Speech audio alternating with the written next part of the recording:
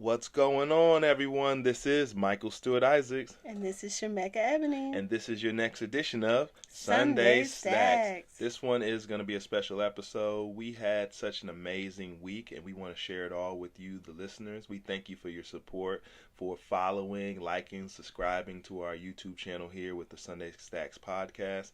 We thank you for your love and support. The growing numbers are showing. This week, we will not disappoint with this episode. We had a special week. We were helping one of our good friends, Portia Bright Pittman. She is the author of the book There Ought to Be a Law, and she was doing a celebration not on just any day, but on her birthday. And she called it a birthday party soiree. And at the soiree, we had so many amazing experiences, a lot of great people popped up, and whereas a part of this experience, it was at the Black Friday market in Raleigh, North Carolina, which was just an amazing facility to host this event. And at this event, we had such an amazing time that at the end, towards the end, we had a special surprise guest that shared a little bit of high-level conversation, a gentleman by the name of 19 Keys. And he had some words he wanted to share, and we're going to start our episode with these words of encouragement for our audience. Way that we go about living life, right? And so for me, right now and for the rest of my life, it's always about finding that joy and spreading that through the works, right? When you think about revolution, the most revolutionary thing for black people to have is peace, rest, and joy, right? If we could be in that state, because if you can find me a black person all the time you see, that's peace, rest, and joy, man, they living the best life on the planet. That's all we've been asking for this whole time. But when we find it, somebody always tries to interrupt it. Right? So we know that it's a war for our own peace. It's a war for our joy. It's a war to be able to have the ability to rest. Because when you rest, you recharge, and that's when that black dream is living large. So I appreciate y'all being here. Peace. Peace. Appreciate my shot. Now that was the young, well-educated, well-spoken 19 Keys. He's a social media influencer, but he's a little bit more than that to the culture. Over the last few years, he's emerged to be a leading voice in regards to thought leadership and helping our young community really have someone out there to look up to in regards to ways they can carry themselves that still speak on a new revolutionary world that we're trying to create that has black thoughts and has all people's inputs in regards to what we can be as a culture. And the words he shared were very profound.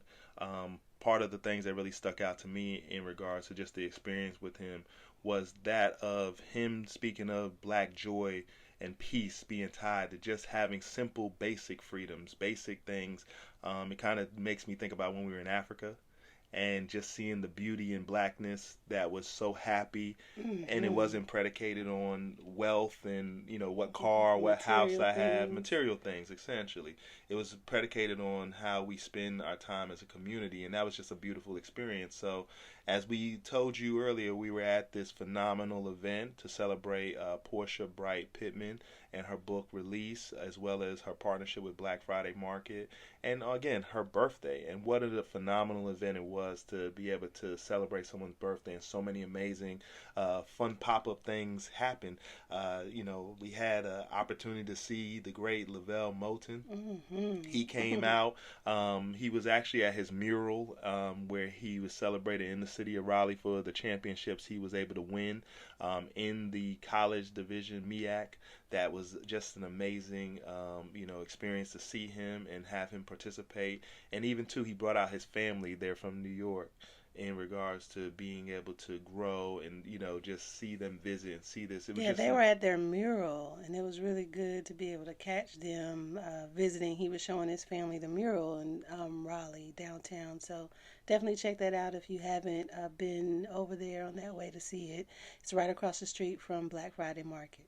It's just amazing to see the growth of the city of Raleigh and so many things for people to see as sights, and just the fact that we have so many great leaders and visionaries and champions that are from this area that are showcasing so many great things. Tell a little bit about some of your experiences with the event. It was really good to have an opportunity to support a black woman entrepreneur, of course, and then also to be at Johnny's Place Black Friday Market. I've been able to witness and see its growth through the years as he has been making spaces and places and atmosphere opportunities for black women entrepreneurs as well as black men. My takeaway was my presence being there yesterday was an assignment. For me, I guess being the introvert that I am, I don't go to everything I'm invited to. But when there's a push in my spirit to press on, like it was yesterday, to be in celebration with Portia, it was what I like to call ordered steps that we took a leap and said yes, attended, and there were so many abundant things that came out of that, and it brought me to my truth and something that I live by. When God orders steps, it's up to us to serve and get active and engage as a waiter. Many of us just wait on God's promise and just sit and wait and get mad at everything that comes that doesn't look like it. But when you go to a restaurant, you do have an expectation that when you give your order to a waiter, that they're going to do everything above and beyond to make sure you get what you ordered. And we have to be like that in our relationship with God and our service to community, is that we're not waiting for things to change without us standing and delivering with what we have in our hand to make sure that we're walking out what we've been ordered to do. I love it. And I think for me, it's always that ordered steps of being the photographer, being the person to capture the moments and utilizing that as a means of capturing history, historic moments that sometimes don't always reveal themselves. Again, Rosa Parks didn't know she was doing something historical when she was sitting, on the, in the bus and trying to create this revolution of a civil rights movement. I think what we have to realize is our simple actions every day, just trying to find our peace and joys, and even just having great celebration of one another's is something that we've come to grow and know. And something I loved about Portia and this book she wrote, it's something that falls into the category of legacy for a family, for our children, for a community, and what it represents in regards to young people needing to know their rights and their laws. So definitely check out her platforms. You can go to our I Am Brilliant You Are Too platform on Instagram. You can see some links to the different people that we're connected with, and just get a sense of this experience we've had this weekend with our friends and people in the community really doing some amazing things. As we also look at the growth we're having as a community, we have to ask ourselves, this week, Shemekka, I asked myself a very interesting question. As a father, as a leader, I was asking myself, are we mentoring our children while building our family legacy? So this thought came to me because I find myself sometimes always working so hard and diligent. Sometimes as an entrepreneur, solopreneur, trying to delegate and finding your team is not always the easiest thing. So it becomes very stressful where you have to wear many hats. I know some of y'all feel that out there. But sometimes we also have our children around us that want to spend and get our time, and we want to designate designated work hour time, especially for those work at home entrepreneurs as well too.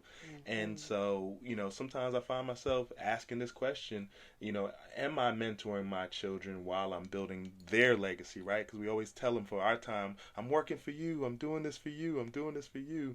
But sometimes kids just want you to spend actual time with them in regards to you nurturing and teaching them all of your skill sets, your lessons, the things you learned from maybe college or just from some skilled trade. The kids want to be under the car with the dad, learning mechanic work. They want to learn everything that you're doing. So I asked myself this question: have you ever had this thought before, Miss Shemekka? You ask yourself what question? Are we mentoring our children while building our family legacy?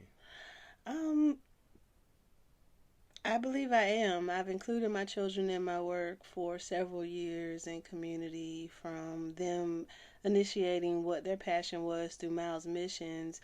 Their initiative centered around things they were passionate about, which is dancing and community engagement. And we utilize that to teach them community service by them hosting food drives in community.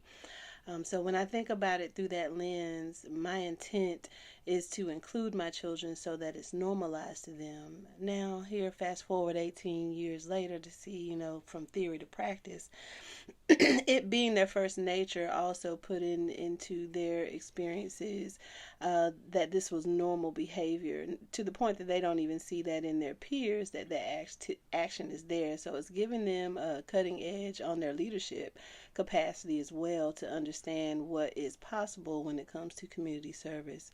So when I think back and reflect from that lens, that's what stands out to me, is that the legacy is about how meaningful they can engage the community or environment that they're in, and that is, the priority of how I view legacy, not necessarily from a monetary standpoint, but the quality of the legacy of your reputation and your posture being something that should be considered in legacy-driven activities too. I think that's amazing. I think essentially what we're saying from the mentoring part of our children, because we think even in business or even in work, we want some level of mentorship. We want some level of guidance. We want some level of people telling me what I should be doing. Our kids have that same truth in them as well. They have that same fiber. They need that guidance and direction. And if not, they're going to be left to video games or looking at social media, other things that are teaching them in these quality years that us as parents should be the ones inputting what we want them to be, who they should be.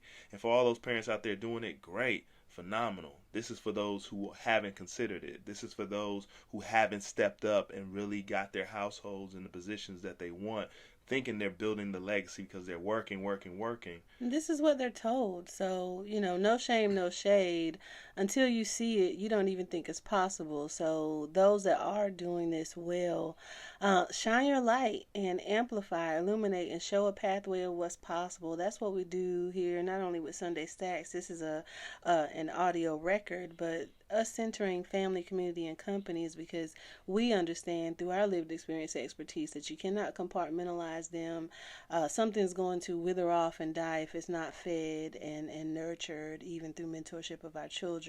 So we can't be so centered on our business that we neglect their well-being. I say that to ministers and pastors, because we serve in that capacity that takes up a lot of our time, taking care of other people's needs in the flock, being mindful that our priority is also at home, because that's our ministry assignment as well. And that's a well thought out idea in regards to just how we look at our life and the choices we make as people who are in leadership, because parents, we're leaders of children. I know we feel like sometimes it's hard because our job is just to go to work and pay a bill, and that can get stressful. But we do have to learn how to, again, I get it. We want to decompress for ourselves. We want to have our own me time. And self-care is something we prioritize as well, too, as parents, as people who are leaders. So you find yourself taking care of so many constituents, as I call it. But yet we still have to take care of ourselves and our own mental well-being. But we have to understand that mentorship is what our children need for our parenting to be the most effective. It's us giving the parts of ourselves, the things that we're learning, the new financial tools we're learning. We don't want our kids to have to learn and figure it out themselves later on down the road.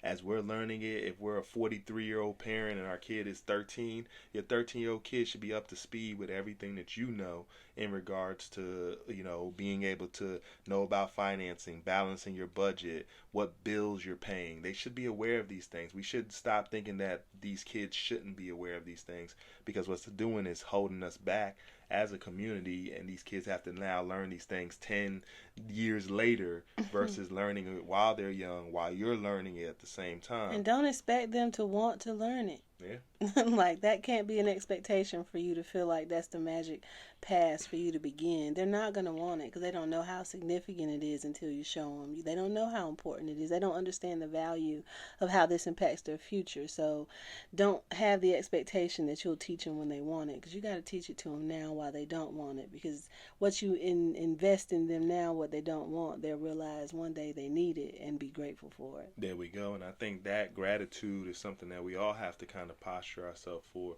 I always talk about that living for that 10-year self and making decisions that your future self will be happy and proud of. But most importantly, I want to make sure that I don't neglect my family and my children, my wife, all of their needs while I'm trying to be the best version of Michael that I can be. I have to make sure to step up and be mindful. And God helps me to get that centering to really help me to really meditate beyond myself. Think about my givings from not just an economic standpoint, but from a overall aspect of my time. And your children want your time, and good time spent with children include mentorship as well as the fun, good, playful times as a family. So as we transition to keep talking about family, one thing I want to touch into is what we call the Whiz of the Week. The new Whiz of the Week. This week we are bringing in a unique conversation because I don't know if you're a constant listener of Sunday Stacks, you will hear about us constantly talking about what? Snoop cereal. Now, Snoop cereal isn't a sponsor yet, but hopefully we will be in conversations. We got you. But we love this cereal. We've enjoyed it. We had the pleasure of meeting Master P in Las Vegas earlier this year at the launch of the Snoop cereal brand as they continue to improve the product. And we think it's one of the greatest things. We've introduced it to our family and our children. We are having a crazy time trying to find a Snoop cereal in the stores as much as we Snoop cereal? Where is Snoop cereal? We want to find it. We're in North Carolina. We go and travel all around, but I shouldn't have to go in some other state or some other place or other city than my city. So these grocery stores need to get their game together. And I know that Snoop cereal is doing some amazing promotion to help the world know. So with that being said, a part of the Whiz of the Week is that this week I noticed the Jimmy Kimmel interview as they're returning back now with the shows, the late night shows. I saw Snoop Dogg, who's probably a staple on a Jimmy Kimmel show, right? Doing his normal Snoop Dogg, conversation, and he's talking, but he's there promoting, you guessed it, Snoop cereal. And so in the interview, I was like pleased to see, okay, they're promoting the Snoop cereal, and I was excited because I want to see it on shelves on a consistent fashion, whether I go into a Walmart, whether I go into any supermarket, grocery store. I want to see Snoop cereal when I want it, right? So it was a great interview in regards to just talking about the product. But one thing that just came to my mind as a parent and as somebody who has seen the growth in Snoop Dogg, I've seen Snoop transition to a man who started off making an album called Doggy Style, right? And let's put it in context. It's a position that allows for beautiful children to manifest here on the earth. Oh, that's so creative. Right? You see how I brought that together, y'all? I didn't make it sleazy. I made it something beautiful.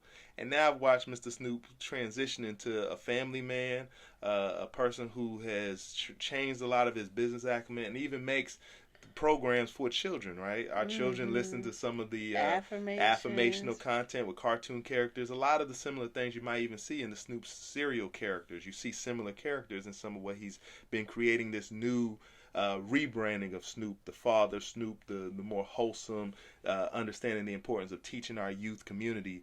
So part of me had to ask myself, in the midst of the Jimmy Kimmel interview, I felt like Jimmy Kimmel kept on referencing Snoop cereal as something that only weed smokers, potheads, and others well-known names are the only people that should be eating Snoop cereal, because that's one of Snoop's biggest stigmas is, his affiliation with his love for the thing we call marijuana or weed or these different names, cannabis. And Snoop has been an advocate in places that are legal for these substances. And we understand that's some part of his moniker, of his freedom, and why sometimes you love someone as lovable as Snoop. But Snoop is also other things. Snoop is a father, he's a husband, and he's someone who's out here trying to empower his community. And part of the Whiz of the Week is just being mindful that we don't leave people with labels of what they used to be, but we allow for them to grow and become new things. And I felt like Jimmy Kimmel, with his best attempt to help promote, he just limited Snoop cereal to something that pot smokers must be the only ones eating. And I didn't hear much reference to the young kids who Snoop is sending cartoon characters to their schools and doing feeding programs with what him and Master P are doing around the country and their team. So it's amazing to see that. I don't want that to not be highlighted as we put images out sometimes of black people that sometimes can be labeled as negative. Snoop is doing a lot of positive things, and we want to change those images. So we want to take rid of that whiz. So any words as we rapping? You know, I would think that this would be a great opportunity for Please Let Me Reintroduce Myself, because Snoop Dogg has contributed to the culture in so many ways, and now he's contributing and investing into the younger culture for his children and grandchildren and those to come, as well as children that are looking to affirm themselves. The affirmations is something that I know our younger kids look forward to doing every day, and they make sure we remember to put it on. So I just want to lift the narrative that not only do weed smokers appreciate Snoop cereal, there are some young black boys that can connect with the message of affirmation for kids through Snoop Dogg that are sharing that and believing in those words. And so don't get distracted by what your last label was, but just know that this is a great opportunity to reintroduce yourself, and we stand with Snoop cereal. Yes, sir. So we just wanted to touch on that for our Wizard of the Week. We had a phenomenal episode. We touched on a lot of great topics. As always, we want you to put your comments in the chat, as well as we want you to like and subscribe on our YouTube channel. Find us on Instagram through our I Am Brilliant UR2 platform, Facebook I Am Brilliant. Just a way to see the videos and the images of some of what this beautiful campaign that was birthed out of Sunday Stacks gets the opportunity to produce. So, as we always say, as we sign off, I am brilliant, and you are too. We are grateful for you all being here again. Check back in next week for your next episode in addition to Sunday Stacks, and we hope you enjoyed this one. Peace and blessings.